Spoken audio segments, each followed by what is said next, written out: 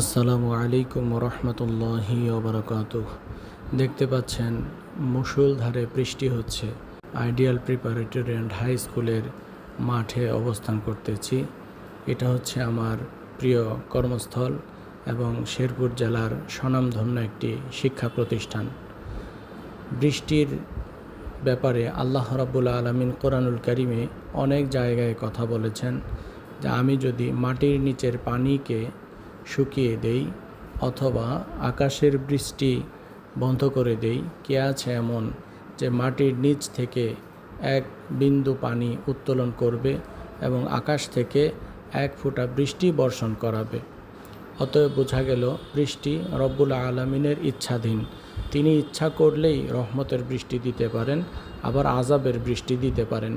সেজন্য বৃষ্টির সময় মহানবী সাল্লাল্লাহু আলাইহি ওয়াসাল্লাম একটি দোয়া শিক্ষা দিয়েছেন। সেই দোয়াটি আমি এখন বলছি।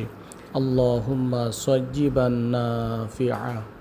হে আল্লাহ, তুমি মুষলধারে রহমতের বৃষ্টি দাও। আশা করি সকলেই এই আমলটি করবেন, কেননা অনেক বৃষ্টিতে মানুষের ভোগান্তি হয়। অন্ততপক্ষে আল্লাহ তাআলা আমাদের সবাইকে যেন রহমতের বৃষ্টি দান করেন।